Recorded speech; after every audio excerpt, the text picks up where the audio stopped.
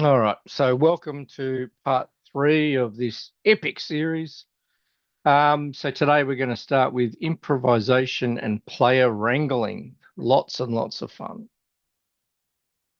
So let's start with a little story. You let him eat the phoenix egg. So the session was meant to be straightforward. Escort the flame princess of Mia into the Everfast monastery, clear the crypts of undead, light the ceremonial brazier. A clean dungeon crawl, a proper tier 3 side quest, but that was 3 hours ago. Now the party bard is arguing with the wizard about whether a phoenix egg counts as a light snack. The rogue is hiding under the altar with a lit bomb, and the champion has just sworn a divine oath to protect the egg, even after it's already been swallowed. The GM doesn't flinch. She leans back, eyebrows raised. Okay, she says slowly. So the sorcerer has eaten the phoenix egg raw, and the brazier is still unlit. Smoke is pouring from the sorcerer's ears. His skin is beginning to glow. The table explodes in chaotic crosstalk. He's going to blow. I cast detect magic. I drag him outside. No, into the brazier. I want to apologize to the princess. To Phoenix's imprint. Am I its mother now? The GM nods, smile thin but amused. She taps a note into her GM pad. Then calmly as a monk in a sandstorm, she says, Cool. Everyone take a breath. Let's go clockwise. One action each. We're in exploration mode, but the situation is volatile. The table quiets, the players lean forward, and the moment anchored again. She improvises forward, not back, turning the consumed egg into a phoenix rebirth event that erupts from the sorcerer's chest like divine wildfire. Doesn't derail the story, it becomes the new story. Behind the screen, she quietly retires the Flame Princess plot. She's now the party's rival, bitter and wind-singed, convinced they've stolen a sacred destiny. By the end of the session, the rogue names the baby phoenix Hot Todd. The champion negotiates a truce with the monastery elders by swearing fealty to the flame. The sorcerer glows slightly in the moonlight forever.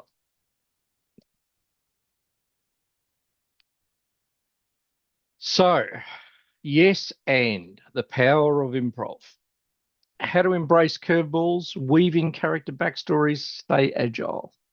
Tabletop RPG is never just what you plan. It's what happens between the die rolls, what emerges when players say something wild, unexpected, brilliant, or stupid, and you, the GM, don't flinch. Yes, and is the rule of improvisers, but it belongs at every game table. It doesn't mean saying yes to everything. It does mean saying yes to possibility. So, yes, and in action.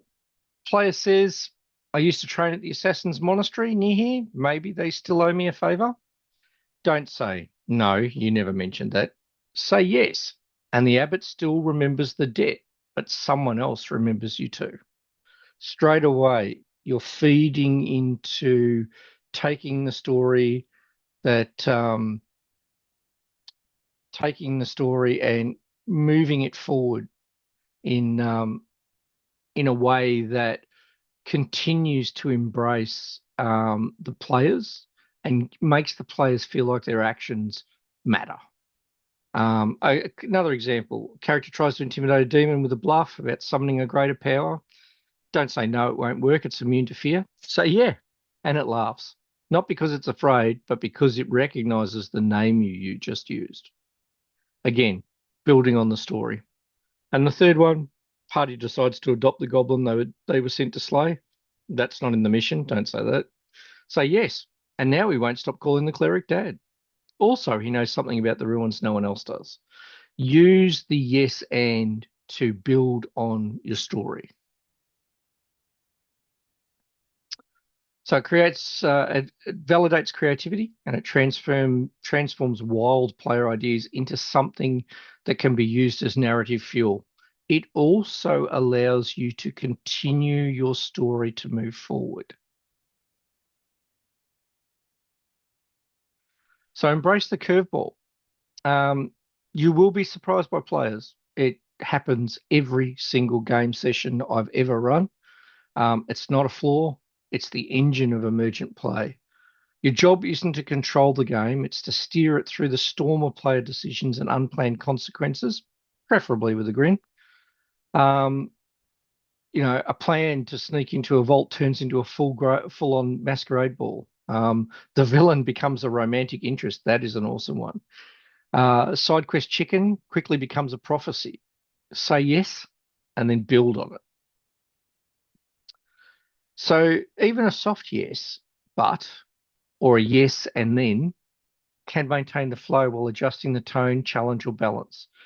You continue by saying yes to give your players agency and make them feel like their actions matter and that they contribute to the story. When a player feels disengaged from a game and is told, no, you can't do that, or no, the adventure doesn't allow that, or no, that's just not in the rules, immediately you lose them a little bit because they're trying to do something cool in the space of a role playing game that encourages creativity, and you're restricting that. So use the yes and, yes but, and yes then to take them on a journey to continue to keep them in your story, but then to add in their special moment, add in their creative idea, add in their really weird uh, consequence of what they've done, and make it into your own story, into their story, into the group story. So weave in backstories like thread into tapestry. Backstories are full of hooks, and I think I've said this in an earlier one of these. Backstories are gold for plot hooks, for story seeds. Examples: a forgotten sister appears in a rival faction. Immediate tension for the player involved, the character involved. The cursed blade once belonged to the fighter's ancestor. What if that fighter's ancestor also died mysteriously? Was the blade at fault? The ruins beneath the city echo with the ruins beneath the city echo with the rogue's dreams. The rogue continuously has these dreams of this undercity and begins searching for where an entrance is. The key is to listen actively. Let the player choices create the story for you. That's real improvisation, not random invention, but responsive narrative. When you allow the players' backstories to become part of your plot, you're already building immersion and you're already building a reason why the players want to play in your game. Everybody likes to have the spotlight, as we've talked about previously, and even mentioning a player's backstory in the narrative gives them the spotlight. So yes and is how you turn backstory into plot. So stay agile, not aimless. Improvisation doesn't mean making it all up. It means being willing to adapt. You need to have a base story to work from to begin with. Very, very, very, very few GMs turn up at a table with nothing prepped. They will always have, at the bare minimum, sit at the table with an idea that they have thought about for the last X amount of days in their head. But more often than not, in fact, 99% of the time, they'll have something written down somewhere, whether it be electronic, whether it be written written on a piece of paper. Yeah, it will. They will have something written. So keep your prep modular. Write NPC motivations, not scripts. By that, I mean make sure you understand why the key NPCs are doing what they're doing, whether they be villain or ally. Design story situations, not scenes. So by that, I mean you know that there will be a chase through the dungeon with some sort of monster at some point. Design the situation, not the scene. Prep multiple possible outcomes, not single solutions. So generally, if the parties open the door, then this happens. If the parties don't open the door, this happens. And then obviously any other, the party blows the door off its hinges, what happens? You just think of the most likely possible outcomes. If you have at least 3 to 4 that you think of, you'll cover most situations, or at the very least, you can use one of those outcomes for a situation you didn't prepare for. When things go off track, and they will, ask yourself, what are the consequences of this choice? How does the world respond? And what feels true to the story we're building? So to improvise clearly, you're not throwing away the plot. What you're doing is building the improvisation of the players into your story. What are the consequences of the players shrinking the door to a third of its size? Does that mean now the creatures inside can see them? Of course it does. Does it also mean that the door breaks? Perhaps it does. How does the world respond? Well, the creatures can obviously see without. The door no longer functions its purpose. What feels true to the story we're building? If there's so many things you can do to make sure that an improvisation fits the character's viewpoint and how it affects the story. So improv isn't throwing away the plot, it's letting players help write it. So, final thoughts for this section. Yes and is more than an improv technique. It's an invitation to co-create, to build trust, to say, hey, your ideas belong here. Let's run with them. Let's see what happens. When you embrace that, the game breathes, the players shine, and the story becomes one you could never, ever have written or thought of alone. Any questions? GM note for session, make players cry. No, not unless it's part of the story and it has has a reason, or they have a reason. Any questions on improv? Nope. All right, let's move forward. Dealing with derailment. Recognize when it's gold versus when it's gremlins and steer accordingly. You've got a plan. You've got your notes. You've lovingly crafted a mysterious tower full of traps and lore, and your players decide to adopt the tavern rat and spend the next hour trying to get it a wizard hat. Welcome to derailment. But before you sigh, know this. Derailment isn't failure. It's the story reaching out with new hands. Your job isn't to stop it. Your job is to listen, judge, and guide. There are lots of players who derail. Derailment is good in my opinion. I love it. But anyway, the wizard hat is a worthwhile mission. So gold versus gremlins, what's the difference? Gold is derailment that adds story, character, or joy. Player makes an unexpected choice that deepens the plot. The party latches onto a throwaway NPC who actually slaps. Joke turns into a running theme that bonds the group. These are all examples of gold derailment. This is the stuff that you're looking for. This is the stuff that makes games memorable. This is the stuff that in 6 months after the game is finished, someone will say, hey, remember that time when we did this? Gremlins are a different type of derailment. It eats time, it eats tone. It destroys tone, and it makes cohesion difficult. Endless debates that stall the story is a classic one. Distractions that break immersion or exclude quieter players. Slapstick that spirals until the tension dissolves. Honestly, mobile phones at the table is another big one. Anything that distracts players, particularly multiple players, is a gremlin, and you can tell looking at some examples of gold versus gremlins, you can pick up the sorts of things that are gremlins and that you should be trying to avoid. So not every tangent is treasure, I guess, but not every curveball is chaos. Learn to tell the difference. So learn to pick which is gold and learn to pick which is gremlins. And I'm not going to talk about that particular derailment that you mentioned. How to recognize gold. So ask yourself, are the players engaged? Are they laughing? Are they leaning forward? Is there lots of chatter? That's a good sign.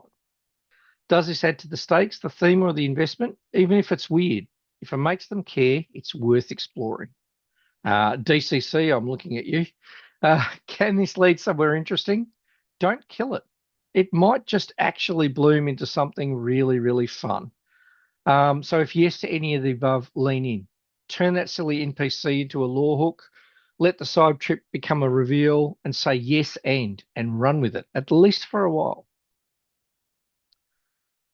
Sometimes the derailment is what they'll remember forever. Let it become the legend, which is what I've already said. How to handle gremlins. When derailment starts dragging the game down, recenter the table. Lines like, it's okay, let's take a breath. Where are we headed again?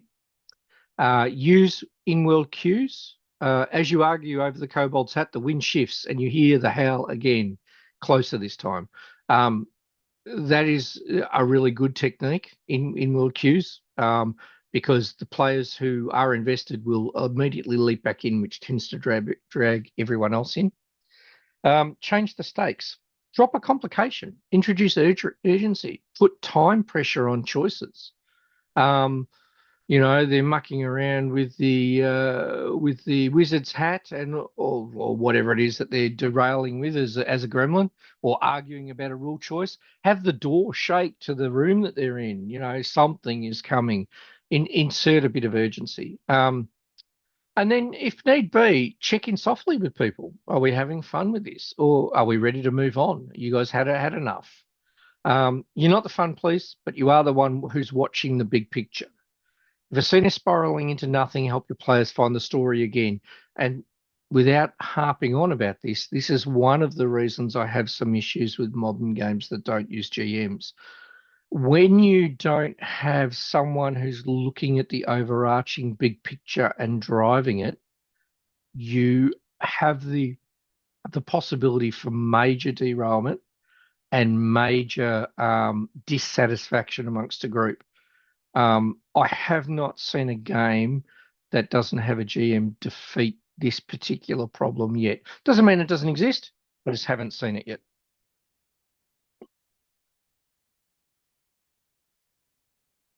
So steer, don't snap. The best GMs redirect with grace. That's a fun idea. Let's bookmark it and jump back to what the ranger just noticed. It could be the stupidest idea in the world, but it's a fun idea. Let's bookmark it and get back to what we were doing. The goblin does offer you the wizard's hat, but he wants something in return, something strange. Turn it into a plot hook or a story seed. When they're being derailed by something, there's almost no way you can't bring it back to the story with a little bit of in-world cues or a little bit of improvisation. You can even do something like you spend 10 minutes arguing. Then, without warning, the ground shakes. Something is coming, and it's not wearing a hat. So again, that sense of urgency, timing, timers, all of the things we've discussed previously in other bits of this GM class are all tools to use to help you come out of derailment. It's also a clever way of introducing consequence. Absolutely, it is. And use it to your advantage. Guide, don't guilt. Steer, don't scold. Let the table laugh. Let them linger. Let them have their rules loring. Let them explore, but always bring it back home. There are the techniques we've discussed here and on the previous screens are all techniques you can use to bring derailment back and bring it back to the gold, not the gremlins. So, derailment is the heartbeat of a living game. It means your players are thinking, engaging, and improvising. It's not a problem to solve. It's a gift to shape. I can't be more stressed. I can't stress that more. It's not something to avoid. It's something to mold and engage and use as a tool as a GM. So learn to spot the gold, sweep away the gremlins. And when the train goes off the tracks, build new tracks, light new torches, and let the story find a path you never planned, but always hope they discover. All right, let's open that bit for questions. Any thoughts on derailment?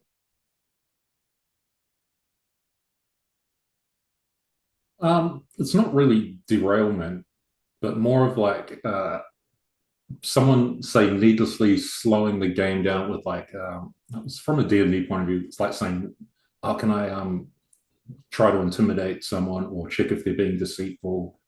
But doing it constantly um, and sort of like that. It's not derailment as such, but Well, no, it kind of is derailment. So you're right. It is like they're it is a following their storyline, but they're sort of just slowing everything down. yep, yep. So the best way to do that is consequence. So if they're doing it every couple of minutes or every encounter or whatever, um, use it as a plot tool. Um, have them be deceived if they're going to be so paranoid. Let them make that role, but have them be deceived, or better yet, let them make the role and realize that the person is attempting to deceive them.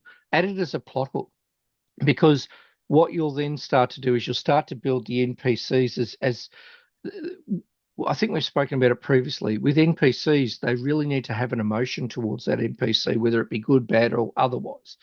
And so using it as changing your viewpoint to change it from being a gremlin to a piece of gold is tie it back. Use your improv, use your tools around adding it into the plot and saying yes um, use it to then build on your existing plot and give them a little bit of paranoia, give them a little bit of response, or every time they do it, um, remove it as an option. Say no.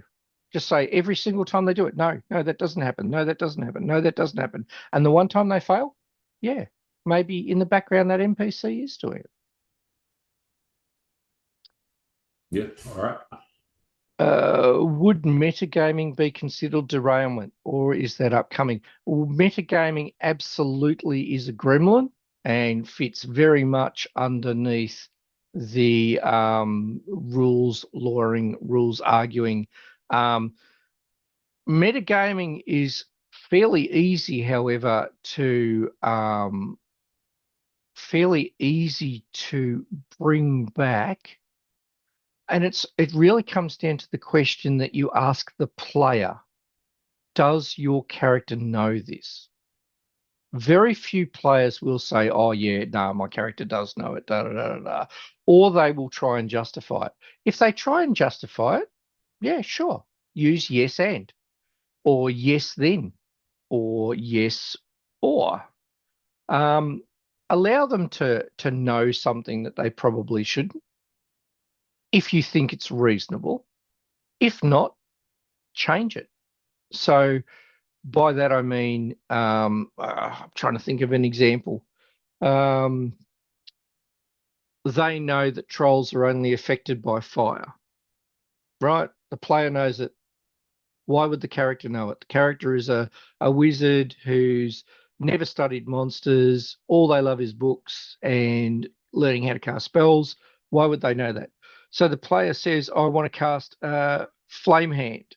Um, just out of the blue. Unless the players cast it before, ask them straight out. Why are you casting Flame Hand? If they come for a good explanation in game, sure. If they say, "Oh, because I know it hurts trolls," turn around and say, does your character know that? How does your character know that?" And make them justify it. If they justify it well enough, allow it. If they don't, you've immediately put the whole table on notice that, hey, you're pointing out that they're metagaming. It's not going to work in your go. I hope that helps. What else we got? Useful reframing. Yeah, look, it's really important to understand that derailment is seen negatively, but there's two types. So as long as you can nullify the gremlins and use the gold as part of your story and part of your game, then you'll find that there's a certain irony in the fact that once you start running games like that, you actually find you end up getting less of the gremlin derailment. I'm not quite sure why it is. Perhaps it's just something that happens in the group think where people just start to realize that that the gold adds to the game and the gremlins just get wiped away or distract from the game anyway. It's really interesting that if you look at someone like Brian, who runs DCC, which some of you know, he is a master at mining the gold derailment. He is really, really good as a GM of seeing gold derailment and basically running with it and exploring it. Uh, to make repetitive checks. Yeah, recheck something if they've already looked and found nothing. Why would you? Yeah, yeah. So you can do things like that too. You can say to them, well, you've already checked. Why is your character asking to do this again? And make them justify it. They might say something along the lines of, I'm paranoid. Fantastic. You've just got a story seed for your adventure. One of the characters is paranoid. You can use that, you can build on that, you can turn that into something truly fun. Um, so yeah, don't look at it as a negative, but make sure that you turn those gremlins into gold. Yeah, he really is amazing at it. Um, any other questions before I move on? Nope. Okay. All right. Here we go. The rule of cool. Fair consistency and knowing when to check versus when to move on. Handling rules disputes gracefully. The dice hit the table, a player grins, a leap from the chandelier, fire 2 arrows midair, and land on the back of the wyvern. Someone squints. Wait, can they do that? You pause. This is the crossroads. Rules or rhythm. Here's how you choose the right path and keep the story alive while honoring the structure beneath it. The rule of cool. I love this. This is I don't know, perhaps my primary rule I use in every game I run. When spectacle wins the day. If it's not cool, yeah. The rule of cool means this: if something is awesome, cinematic, and in character, and doesn't break the game, let it happen. Give it a skill check if need be, add complications, narrate it with flair, make it matter. Recently, I've actually even started not making players give it a skill check. If I consider the role playing is exceptional, I will often say you succeed. Or I'll make them make a skill check, and depending on how well they succeed, depends on whether other things happen. So letting a bold creative action succeed doesn't break the game. It makes it unforgettable. So be mindful, though, that the rule of cool is not the rule of favorites. What you allow one player to do, you should allow for all players to do. And that's really important. We all have our favorite people, our favorite this, our favorite that. But the rule of cool when you sit at a table should apply to every player at that table. And every player should be able to have a cool event if they are good enough, if they come up with an awesome enough idea, a cinematic or a in-character idea. Um, yeah. So yes and roll for it is often better than a flat out no. Let them roll. Make it hard. I'm running L5R and I've got someone who wants to convince the Emperor of Rokugan that the Crane advisor next to him is his worst enemy with no evidence. Yeah, sure, you can roll, but your target number is going to be like 8. Make it absurdly hard. Um, it's situational too. If it's something really super cool, you can all go the other way and make it easier for it to succeed. And often what I will do is if someone role plays out something really well, so like not just a simple case of I want to do this, roll D20 or whatever. If someone role plays it out, gives this massive speech or does something really, really cool or puts together a really well thought plan of action, um, get them to roll, but make it easier for them to do it. Give them a bonus for role playing. They might get in D&D terms, they might get a +4. Or in L5R terms, they might get a reroll on one of their dice. There's all sorts of things depending on what system you're running and what world you're running. But yes, and roll for it is much better than a flat no, even if they can't possibly succeed at it. Fair consistency, the true currency of trust. More than any single ruling your players care about, are you consistent and are you fair? If you fudge one rule today, be ready to make a similar call later. If you change a rule, announce it, explain it, and own it. If you're playing loose, let everybody know early, ideally in session 0. You don't need to be perfect, but you must be even-handed. That's what builds trust, and trust is what keeps players coming back. It's okay to say as a GM, I don't know how this particular rule works. For this session, we're going to do it this way, and I'll review that at the end of the session. And for that whole session, you run it that way. Whether it's right, wrong, indifferent, doesn't matter, right? And if you fudge a rule and come up with a certain, it goes back to almost the rule of cool rather than the rule of favorites.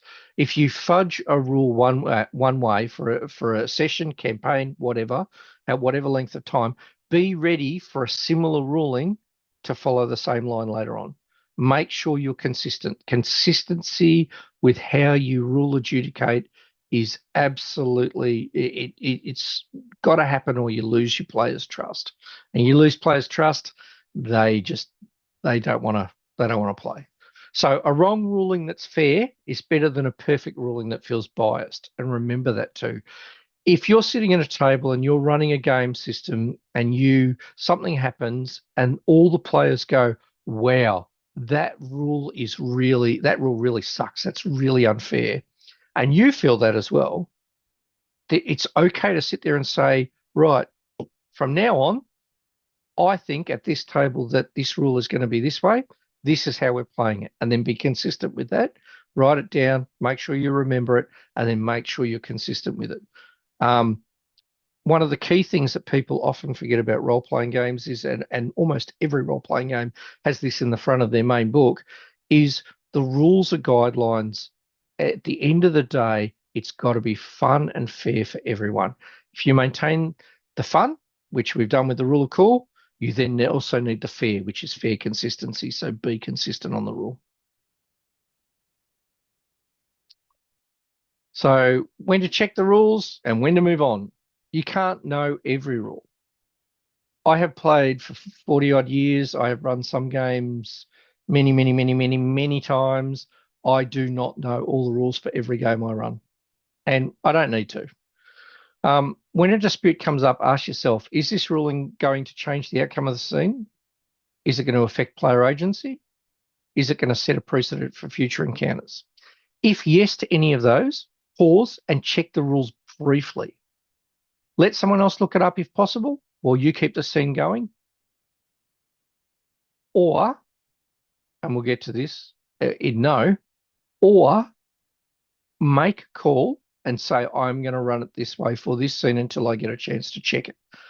The last thing you want to do is spend 40 minutes checking a rule for when I bake cakes, do they use this ingredient? I mean, it's not fun. It goes back to that gremlin derailment, and it's better to keep a game moving with a fair mistake than it is to strangle it with rules interpretations and, being stuck on something for 20, 30, 40 minutes, whatever.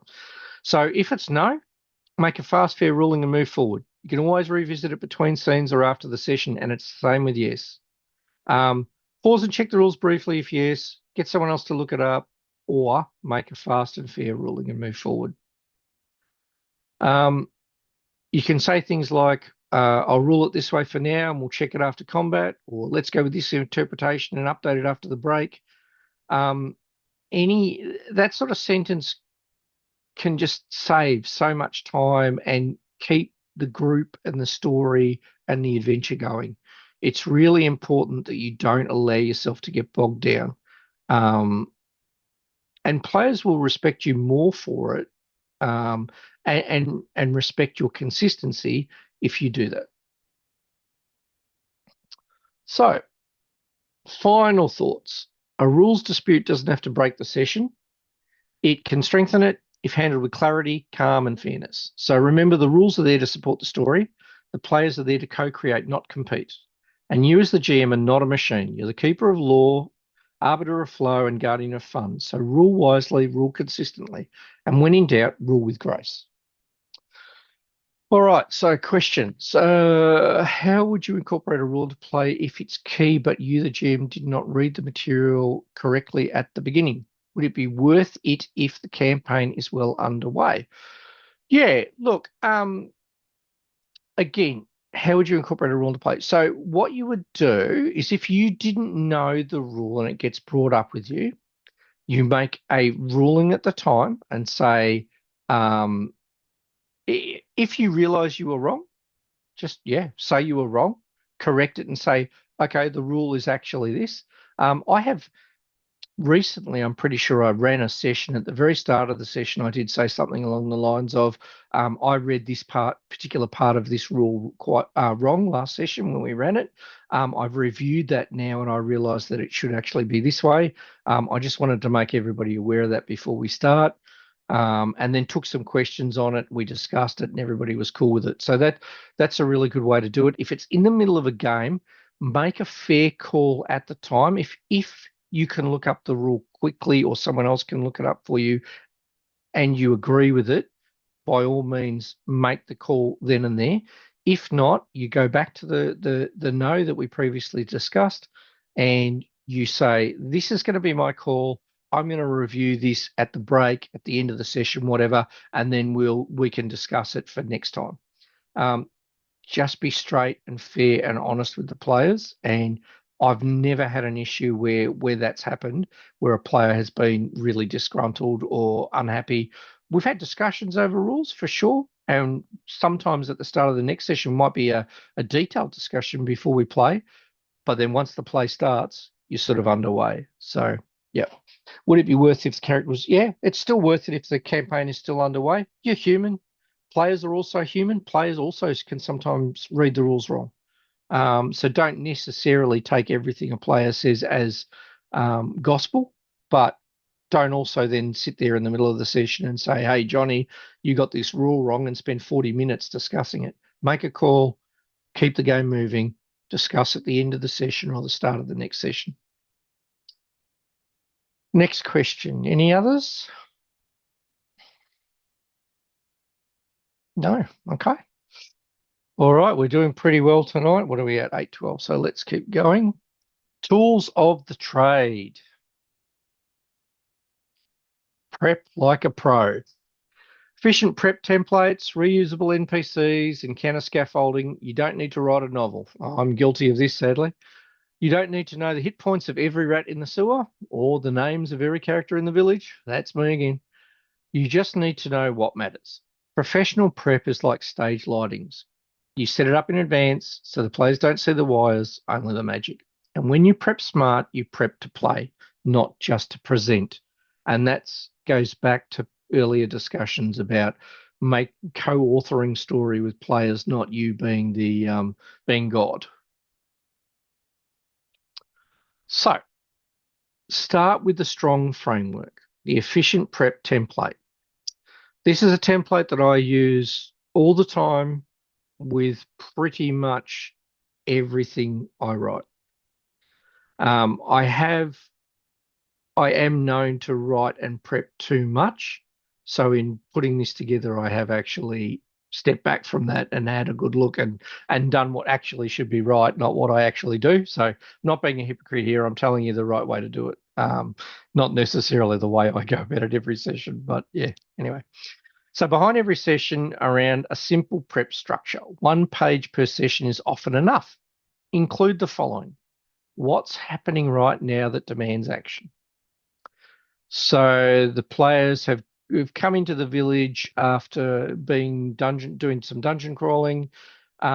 What's happening right now that demands action? Well, the local thieves guild have decided that they've had enough of the sheriff and they're planning on assassinating. So plans are afoot for that. Um, the Thieves Guild now see the players who've arrived as a potential threat. How does that, you got a whole heap of things from there. So what do the villains, factions, or rival forces want, and how are they pushing forward? Have a look at every ecosystem has factions. I use factions a lot. I rarely use single villains, um, although that's probably not true. I do use single villains, but I like to use factions more. Single villains tend to be chaotic and unreliable, and definitely people who would not be able to join a faction or have allies.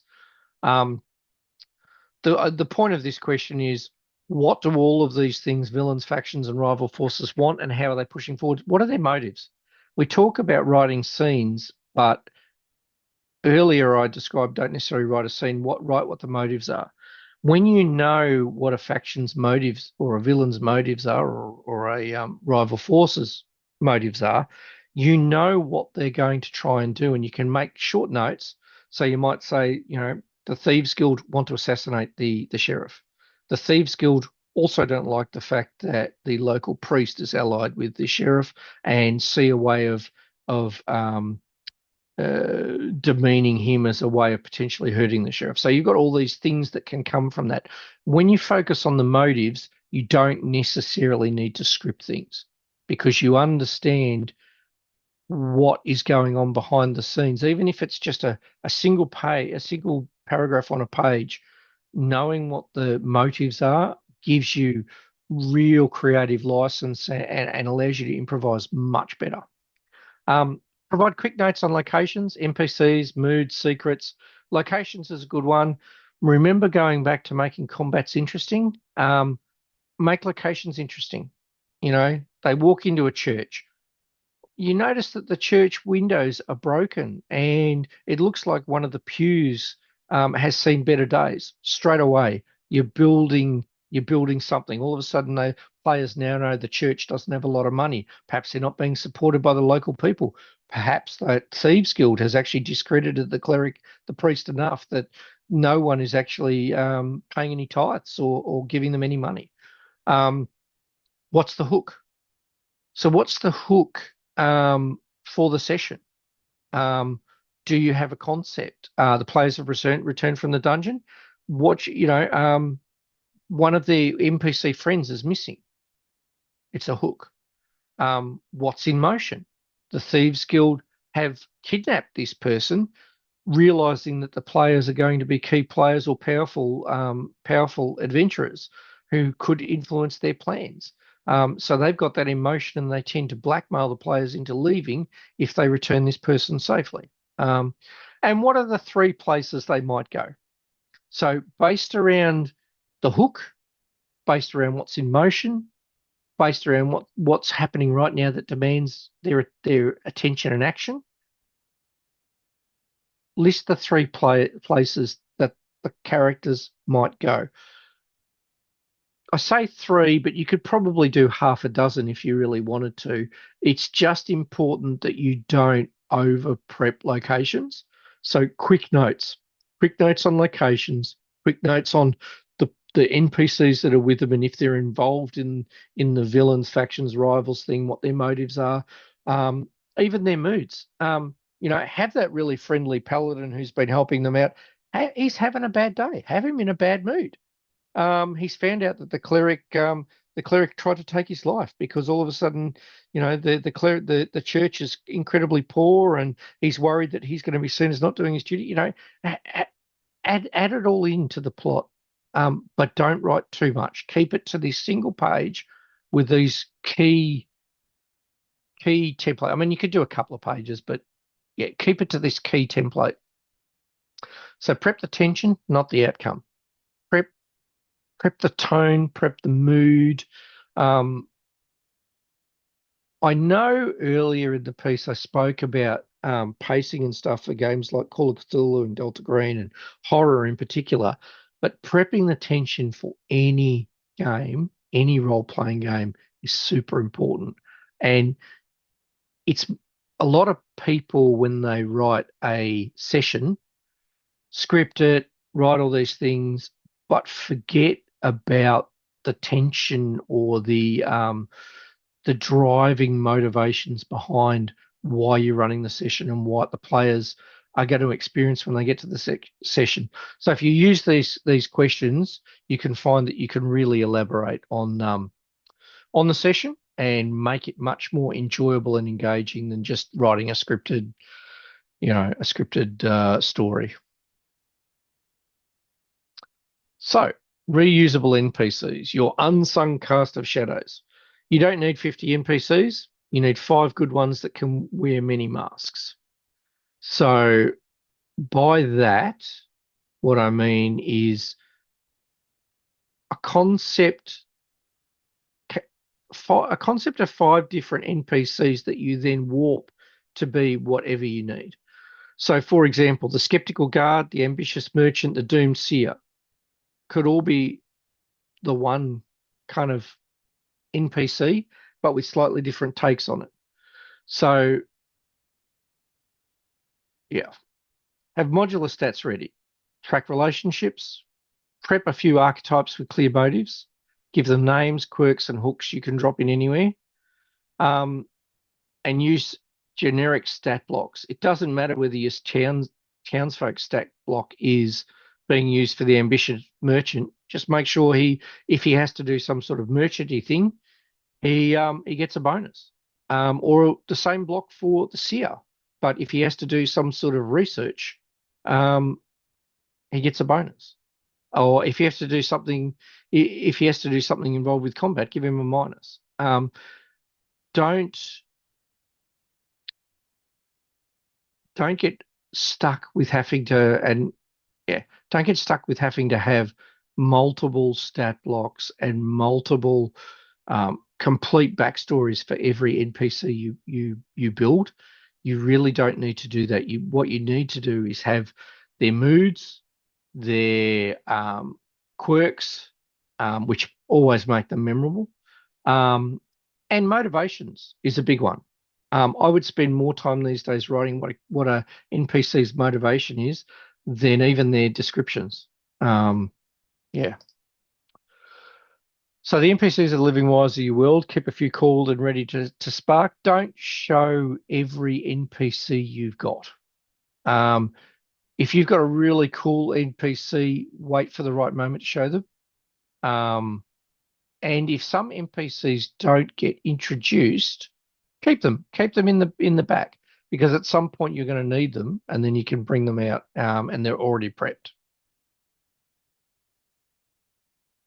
So encounter scaffolding, build the bones, not the whole beast.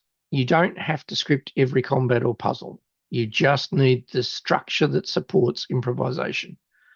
So sketch the environment details, and we talked about this in making combats not dull. Where's the high ground? Where's the cover? What's the hazard? What makes the environment unique?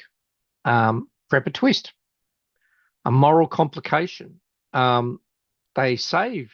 They attack the kobold camp and kill the kobolds, but then come across a female kobold guarding 6 children. Make it difficult. Yeah. A betrayal. Nothing wrong with having a trusted NPC betray the party for not necessarily bad reasons. Maybe they're being blackmailed. And a secret weapon. Never, always make sure that you think how if an NPC or a villain or a faction or whatever, or a monster needs to get into combat, think about how, if they've survived this long, they've obviously survived for a reason. So think about what their secret might be. You might have a rust monster, classic D&D monster, right? You might have a rust monster that has over time gathered together all the pieces of wood from all the weapons that it's rusted and eaten, and forged that into a club that it's bound to its tail. And then when the party fights it, all of a sudden they've got this massive this creature that is rusting their metal weapons, but it wields this big lump of wood that's strapped to its back that's hideously jagged and broken and does a lot of damage. So you can do all that sort of stuff. Define the objective. Is it to defeat, delay, escape, or protect? Remember early on we said that not every combat needs to end in death. It doesn't. Most combats I write these days, I will list what happens if they defeat it, what happens if they delay it, what happens if it or they want to escape, or protect. Work out what the objective is. If it's a random encounter, is it going to fight to the death? Probably not. If things start to go bad, it's going to want to escape, unless it's a mother protecting its children, or there's another reason that it's got to not do that. Maybe it's this lone kobold who realizes that he's trying to delay time for the party reaching the encampment so the children can escape. Well, he's got everything to fight for, so he's going to do everything he can to delay the party. He'll knock over barrels of oil, he'll light them, he'll jump from barrel to barrel, take risks that he probably normally wouldn't take. It makes the encounter memorable, right? And then if the players defeat him, he might just lie there. He's done his job. He knows he's going to die. And then the players go, well, hang on, what's this? Kobold stopped fighting. And you build a story, right? Set escalation triggers. What makes the fight change? Reinforcements, a ritual reaching its climax. There's no reason for the party to always arrive just when a ritual's starting. What happens if they arrive at the end? Remember we talked about starting sessions and things with a bang, with a cliffhanger. What happens if end of a session, parties reach that door, they hear chanting beyond, and the session ends? Awesome, fantastic. They come back at the start of the next session, they open the door to see the demon rising up from the pentagram on the floor that the cultists have been chanting. Right, ritual's already reached its climax. Oh God, what's happening? Do they close the door? Do they run? Do they go in? Do they cast a spell? What happens? And all the time they've spent between that cliffhanger and the start of that next session, they've made all sorts of plans. All of a sudden, those plans completely go awry because they're confronted with a situation they didn't realize. So make the fight change. What happens if halfway through that fight with that one lone kobold who's just proving elusive, the kobold militia turn up to reinforce him? All of a sudden, he's not fighting a suicide mission. He's got reinforcements behind him. He presses the attack. Brave little fella. And run it fluidly. Let the players shape the moment. Let the dice tell the story. When you build an encounter, stick less to the how do I word this? Stick less to the specific details, but think more about sketching the environment, prepping a twist, defining objectives, set escalation triggers. If you do all of that, it will run. It'll be one of the best combats you've run, and you'll get better at it as time goes on, because every combat then becomes unique. It's no longer a dungeon crawl with the same, step in the room, hit the goblin, close the door, step in the room. It just changes it dramatically. So combat isn't about killing enemies. It's about turning danger into drama. This kind of technique means that, it becomes lots of fun. So prep isn't about control. It's about readiness. And that's a subtle difference, but it's a really key one. Be ready, but don't be controlling. Don't railroad players into certain actions. Be ready for certain actions. It's a sword you sharpen, so you don't have to draw it too often. So prep your plot threads like they're rigged to explode. Again, tension, drama. prep your NPCs like they have their own stories to tell, motives, quirks. Prep your encounters like they might burn down the town, escalation points. Yeah. Then sit down, roll the dice, let the players surprise you. Because a pro doesn't prep to predict the story, they prep to let it live. All right. What questions do we have about prepping like a pro? Anybody? Do you have a bunch of because you've DM'd so many games and been for ages? It's like, say, do you have like your party runs into someone and you're like, oh, this feels like a Gary, and you just pull out like Gary the Guard out of your big pile of pre-made NPCs. Yeah. Sometimes I do. Sometimes I do. Sometimes I and other times I actually prep in advance generic kind of names, male, female, whatever. And also, yeah, Call of Cthulhu cards work very similar.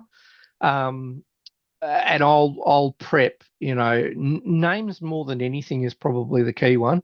And generally I'll group them in some sort of grouping that might mean something. So it might be an ethnicity or it might be a racial name or something like that. But yeah, sometimes I'll just make it up off the cuff. I don't like to do that because I don't like to do silly names too much, particularly if I'm running a fun a serious game. If I'm running a super silly game like Toon or DCC even might have something kind of weird or dumb, because that adds to the whole feel of it. But if I'm running something serious like say Call of Cthulhu or even a Pendragon, I'll generally have a list of names that I've prepped generally before I even run the campaign. It's one of the first things I do is just have a list of names, generally of each sex, and if it's a game that involves different races and things, different racial ones, and they'll just sit in a like a Word document. And when I need one, I pull it out and I'll write next to it who it is, and so that I can return to it later. If they become an NPC, I then start to plot out their motive, their quirks. Or their quirk might even come out just as a role playing thing, which often happens with me. Whatever I feel like at the time, I might make them have a lisp, or I might make them speak a certain way, or I might make them be angry or belligerent or whatever, and I'll just write that, and then I'll make sure that NPC I record that, just quick notes. And then then if you think that NPC is going to become more prominent, that's when you put more effort into the motives and stuff, which is generally a prep between sessions. Any other questions around prepping like a pro? Hopefully, some of that is helpful to you. As I said, I have pared it back from how I do things to I guess the core values of how I do things.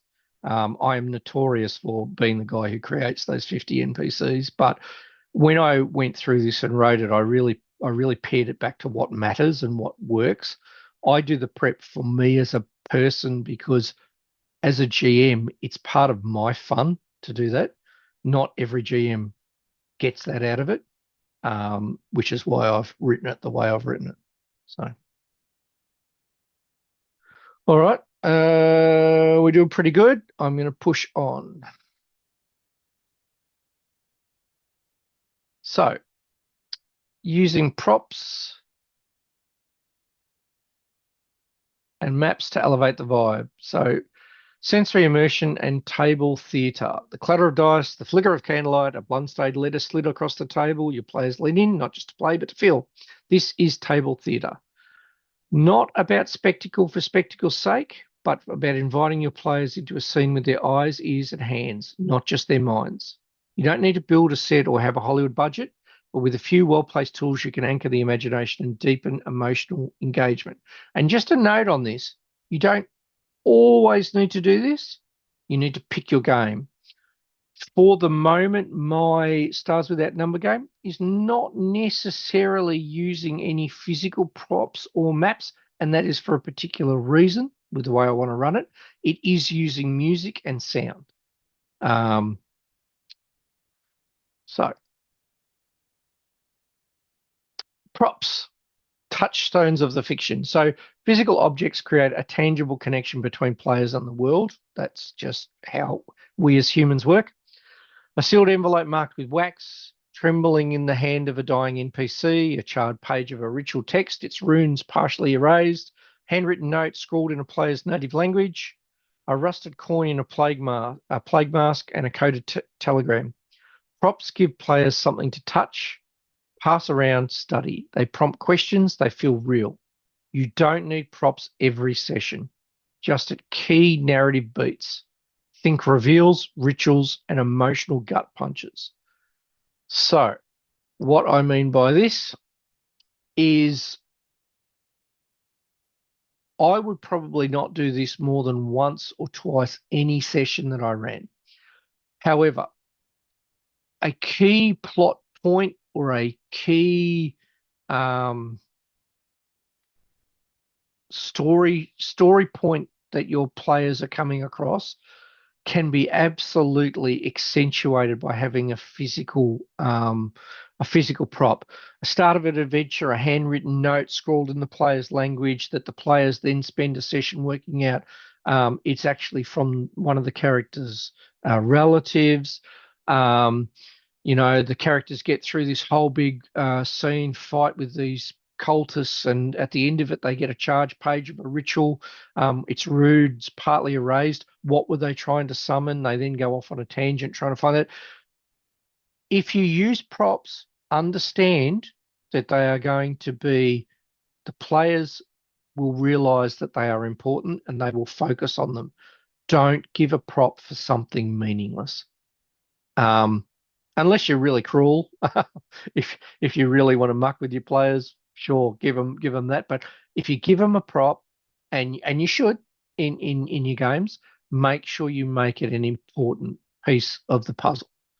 So that rusted coin may magically have a map on it, or the plague mask might possess whoever wears it to do something. So make sure those props have a real key part of the story. And when you present them with that, let the players explore them. The great thing about props is you don't need to tell the players anything. You don't need to tell them how it looks. You don't need to tell them that it's a rusted coin if it looks like a rusted coin. You don't need to tell them it's a plague mask. You just say, here, you found this on the villain. A coded diagram, give them the diagram, the telegram. Don't tell them what the code is. Let them work it out. It becomes part of the story. So, as I said, no more than 1 to 2 max a session. And not some sessions you don't even need to do it. Sometimes you might go 2 or 3 sessions without using any props, but you should use props in some form. And take the time as a GM to make them up and to make them as authentic as you can without obviously going crazy and spending lots and lots of money. Yeah. Music, hidden emotion, hidden language of emotion. Sound is a mood spell. It bypasses logic. It hits players right in the gut. Use magic to teach the moment, to match the moment. Low drones and whispers for tension. Great for Call of Cthulhu Delta Green. Harp and wind chimes for Fey Wilds. D&D, Pathfinder, Pendragon works well. Distant drums before a battle. Legend of the Five Rings, standing with the Lion Clan on a battlefield. Silence. Silence is super powerful, and silence when it's needed most works well. When players are playing Call of Cthulhu and going through an abandoned house, speaking low, making sure there's lots of breaks in sound and silence are really powerful. Watch the players respond. Tools like Streamscape, Tabletop Audio, Spotify, or even YouTube playlists can give you a suite of options. I personally use Spotify, but I have also seen Streamscape in action, and it's brilliant. YouTube also I've used, and there's many others. Yeah, anywhere where you can build a playlist of music. And just be aware if you build a playlist and you really want music to have a strong emotive effect on your players, make sure you have multiple playlists for particular moods. So going back to L5R Legend of the Five Rings, you might have one that's Japanese panpipe, and you have a whole range of music that fits in that playlist that you can use for those quieter moments. You might have the big Japanese kettle drums for battle scenes. Choose your sound wisely. Nothing screws with a scene more than having the wrong sound with the tone, unless you're actually purposely doing it to be disconcerting to the players, which is also a technique, but you shouldn't use that technique often. That should be a rare thing to do. Fade in and fade out with scene transitions. Use looping ambience for locations, and even let your players create playlists for their characters. It builds connection and gives you cue tones. When your players are in the spotlight and doing a really profound speech or something, let them play their music in the background. So the right track makes a slow reveal feel like a cinematic climax. The wrong track, turn it off. Graceful exits are fine. The only caveat there I will say is if you want to do something that really mucks with the players, and that might be something like Paranoia is a good one. Delta Green, if you really want to screw over players. During an awesome catastrophic fight scene with ghouls, have classical music playing. Or during a really sad, somber moment, have deep drums in the distance, but use it sparingly. Don't use it often. It's a sort of technique that you would only use once every couple of sessions max.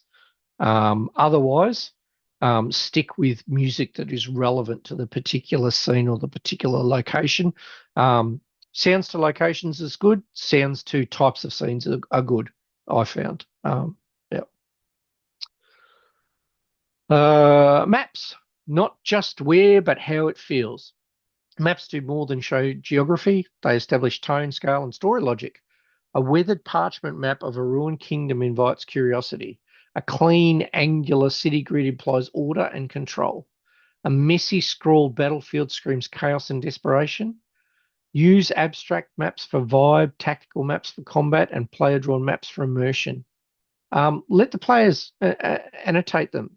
Let maps become living documents that reflect the story's scars and decisions. And don't fear theatre of the mind. When paired with evocative language, it is a map drawn in imagination. I work a lot in theatre of the mind as a GM. I do work in maps as well, but I work probably predominantly in theatre of the mind as it's just my preference.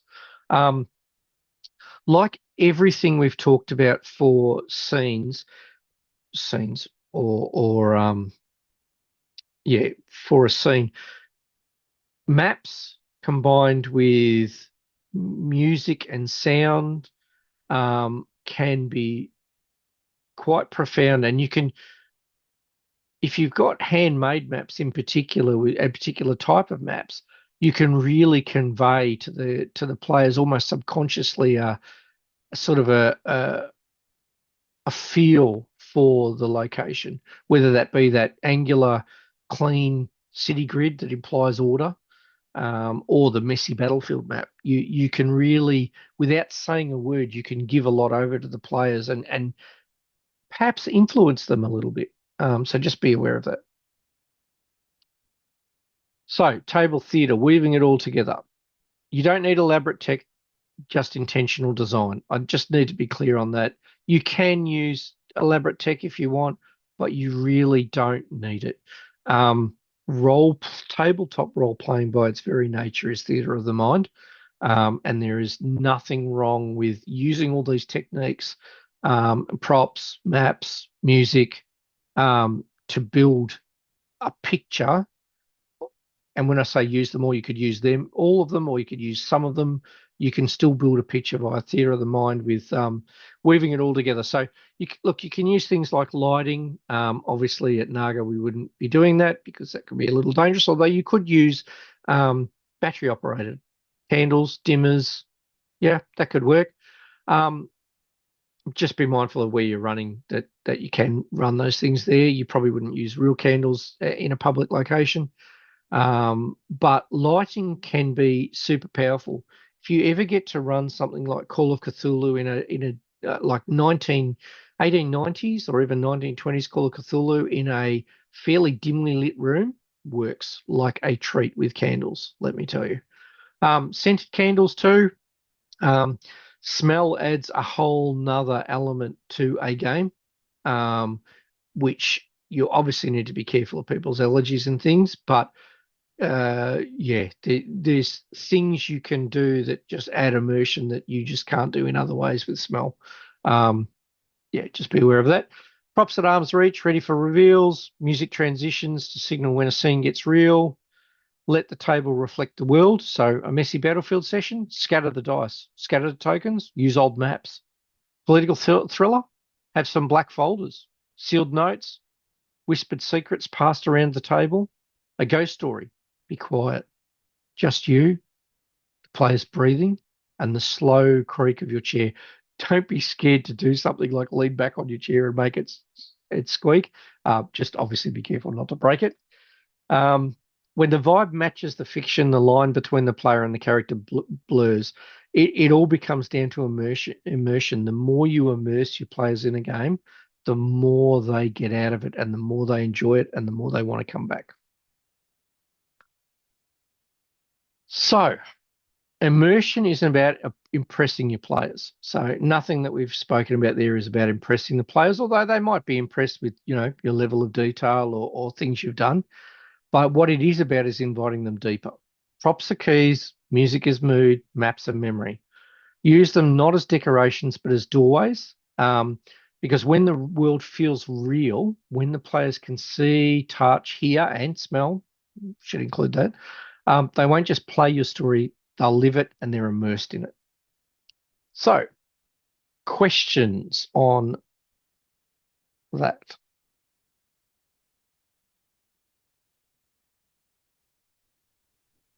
You try and give all your NPCs an accent. Some. Some I do, some I don't.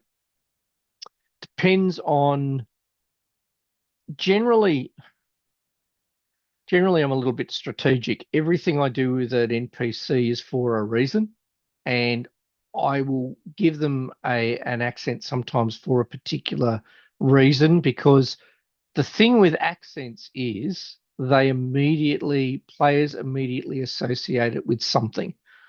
So if you tend to choose an Irish accent, they might think you're a little bit of a scoundrel, a little bit of a bugger.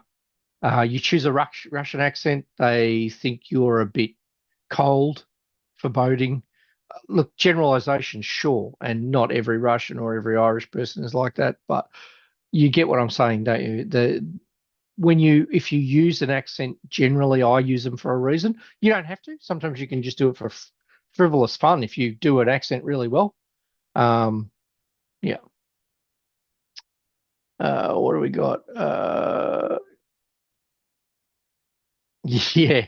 Yeah. Imagine working hard to create a tense scene with a loud Yahtzee quickly diffuses the moment of tension. Yes. Yes. I'm sure it does. Yeah. Sorry about that. No questions, but so many good ideas. Yeah. Hopefully there are some good ideas there. It's all about thinking and not overthinking and not overusing props and music and things, um, but using them to effect. Um, and a very interesting point that I haven't actually written about in this whole course is around writing scenes and things to the game you're in. And I purposely haven't done that because I think that that's a whole nother discussion in itself. But doing some of these things with music and props really helps to build mood and tone. And mood and tone and pacing are what makes a good game. So, all right, we got 8:48. So I'm going to try and squeeze in one more, and then we will probably stop. So, digital tools for the 21st century GM, campaign managers, AI helpers, collaborative docs. You sit at a table, not at a screen, dice in hand, player laughter in the air. The smell of coffee and character death lingers. You run your games live, face to face, just as tabletop gods intended. But that doesn't mean you're stuck in the Stone Age. Digital tools aren't about replacing in-person play. They're about supporting it quietly, efficiently, and powerfully behind the screen like a silent second brain. Here's how to embrace modern tools while keeping your sessions tactile, personal, and alive. I personally do not like um, playing games online particularly much. It's just a personal thing. Um, yeah, maybe advanced mentoring, we'll see. I personally do not like playing games online. That is a personal preference. It doesn't mean I object to anyone else doing it. But there is a lot of tools you can use these days to really, really, really help you out. I use a lot of them, and these are some of my favorites. Some are not, some are just really good. So campaign managers, memory without the madness. I'm not going to go into great detail here beyond to tell you that I use Obsidian MD. Liv introduced me to it and I love it. I come from a background in web design and web development as well as my other IT skills. So to me, something like this that uses Markdown that I can customize and link and go from page to page as a GM, I use it a lot. Um, and when I say a lot, I use it for almost every campaign I write now. I love it. World Anvil is one that Liv and a few other people I know use. It is kind of similar. It is really a lot of fun. It does a lot of really world building stuff. Great maps, really good. Um, Legend Keeper, I've seen it. It's very modern. It's very cool. Very immersive for GMs and allows players to be immersed in it. Um, Campfire Writing and Campfire Blaze are predominantly writing and world building suites. They are really good for tracking timelines, locations, all that sort of gear. Great for very narrative heavy games. Kank is an open source modular campaign manager, so you can sort of add or remove things as you need, which allows you to track things like events, calendars, all that sort of stuff. And RPG Manager is an Obsidian, and Obsidian is a different campaign manager website plugin. It allows you to turn your note vault into a campaign hub. Um, I don't know if you can see that, but this is my L5R campaign I'm working on at the moment, Whispers of the Broken Wheel. And I just love this because it allows me to, at the moment, I'm working on when players create their characters, but it allows me to link all the way through to things like, what the actual school allows them to do, and a variety of other things. And I'll give you a sneak peek. The GM section that I don't publish will show all sorts of things like player character hooks, campaign timeline, what's happening, locations. As you can see, I haven't written some of them yet. Um, Allows me to embed images, all sorts of really cool things. So that's what I use. I would certainly advise you have a look yourself and jump on and look at all those different ones because what will work for me may not necessarily work for you, but a campaign manager is a great tool. I find it invaluable. Um, AI helpers. So let me be clear, I'm not talking about AI here to write games, but instead to take some of the menial labor out of game preparation. I use it so much now that I'm subscribed to ChatGPT and I train up my personal GPTs to specifically deal with different games. So I have about 12 different GBTs that I've created that I've uploaded rule sets into, and I use those GBTs to rule check, to fact check. I use them to expand on ideas. I don't use them as the final product, but I do use them a lot. And they're also good, going back to a question you asked before, Eddie, about generating random names. Super helpful. So the menial side of things. No tool is more flexible or occasionally poetic than a well-trained AI assistant. Here's how an AI can serve a game prep without stealing your narrative soul. Brainstorming. Need three factions with conflicting goals in a desert city? Ask and you shall receive. Dialogue drafting. Stuck writing the villain's monologue? If you do write a monologue, let the AI offer a few sinister samples. Stat block tweaking. Quickly convert an enemy concept into mechanical terms. And that's why it's really good to create your own GBTs and things and stick in the rules, because you can then say, as per the rules of this stat block, please convert this to a new one or whatever.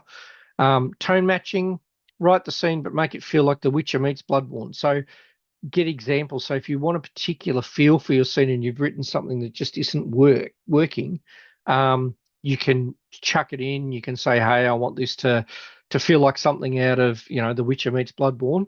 Rewrite it and tell, and then you don't necessarily need to take it verbatim from there, but it gives you a good idea of how to tweak your scenes, particularly if you're getting stuck. Super handy tools. When I say training AIs too, if any of you have ever done any programming with robots, you will have to tell the robot, when you tell it to do something like walk ahead and turn right. First of all, you have to tell it which way it's facing. Then you have to tell it that to walk, it needs to move the left foot, step, and then move the right foot. Then you need to tell it to walk X amount of steps. Then you need to tell it how to turn. And AI is exactly the same. You have to spend time, if you want a particular feel from your AI responses, you have to spend time actually talking it through and telling it how you want things, and be very, very specific, as if you were talking to a toddler or even a baby who's learning everything. So use AI as your creative co-pilot, not as your replacement. I do not condone that. I do not do that. It's here to spark ideas, organize chaos, and build bridges between the strange thoughts in your brain. It is a super handy tool, but it is just that, a tool.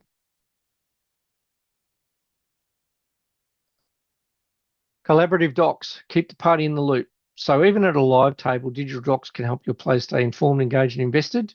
You can use shared folders. Google Docs, Notion is another one. OneNote is another. Or synced Obsidian exports like I do to host world lore, character journals, recaps and rumors.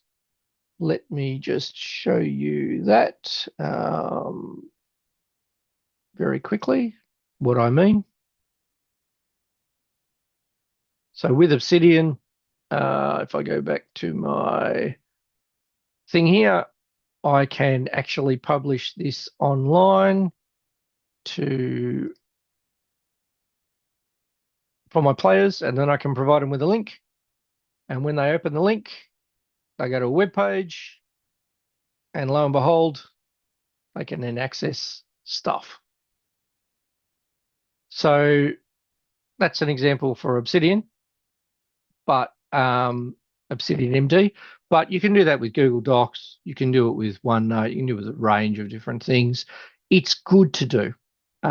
It allows your players outside of the game to contribute. It allows them to dig a bit deeper into world lore. I only expose my players to the stuff I want them to know without having to play in game. So if there's a particular secret that I want them to know, I want them to explore it in game. I won't make it as part of the collaborative document. So just be mindful of that. Things like rumors and recaps and that though, great. It also keeps players engaged between sessions, funnily enough. So to finish, you don't need wires to weave a world. You don't need an app to haunt a character, but the right tools used with intention make the experience smoother, sharper, and more immersive. I prep in Obsidian. I brainstorm with AI. I share through docs and other methods. So then light the candles, pass the dice, and tell the story only your table can tell. Final questions for tonight. You got to pay for any of those apps? Or they just you just download and go with it? Obsidian MD is free, which is really cool. If you decide to do, I think you do have to pay for some things if you decide to have like more than one side, or there's a few things like that. But in general, it's free. ChatGPT, I pay for a paid version, but you can create a login as a free version. You just can't create your own GBTs with the free version, I think. No, I've just used AI at the moment, mainly to Yep. do pictures of the parties. Yeah, yeah. Yeah, it's good for that sort of stuff too, particularly if you're not graphically inclined like I'm not. No, it's still pretty hilarious. Like how many arms you get on you guys, Yeah. especially if you're trying to do a group of people. Yeah, for sure. For sure. I'm so curious, how much time roughly do you spend to prep for each session campaign? That's a very interesting question, Lane. As a GM, I love the prep. To me, it is part of the hobby. To me, it is part of my style of GMing. I like to prep. I spend probably way too much time. I would spend somewhere in the vicinity of 5 to 10 hours a week prepping games, possibly more. How many games is that for, though? At the moment, I'm Stars Without Number and L5R, so two at the moment. If you were down to one game, though, would you still be like, oh, yeah, I'll just put all 10 hours into that one game? Yeah, probably. Yeah.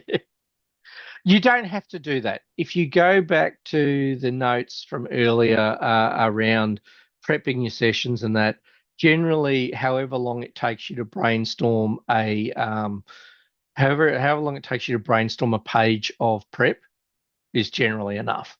I would think maybe an hour or two. If you know, yeah, less if you had an idea and you were inspired, you could probably do it in 10 minutes, 15 minutes, really. Um, it just depends the level. I like to go to a certain level for myself. Um, and I'll be honest with you, the prep that I do, I would say players touch on maybe 30%.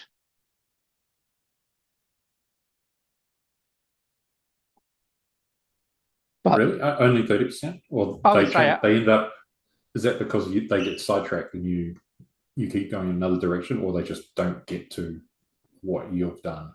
um, probably sidetracked really. And when I say 30%, that's probably unfair. Maybe they do a little bit more, maybe they do 40 or 50, but they tend it depends. It depends on the group too. If you get really immersed players, then they might get as high. Like Pathfinder, when I was doing that, there was a point I think where the players had looked at everything I'd done almost, which was kind of cool, and I had done a lot. So it's yeah, it depends on the group a little bit as well. And it's okay. It's okay for them to look at a small amount. If they're having fun and you're walking away from the table going, "Geez, that was a fun session," then that's it. That's the winning feeling. All right. I'll quickly go through and just see if there's anyone else who wants to ask any questions. Al, did you have any questions you wanted to sort of touch on?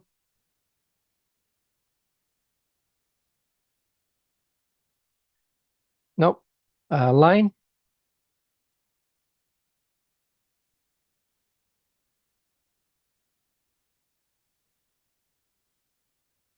all good. Liana, Reese. Thanks. I think I'm good. You've covered everything amazingly again.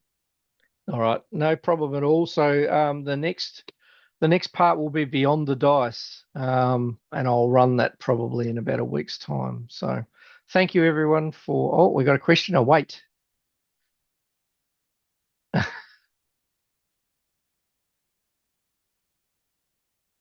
What's your question?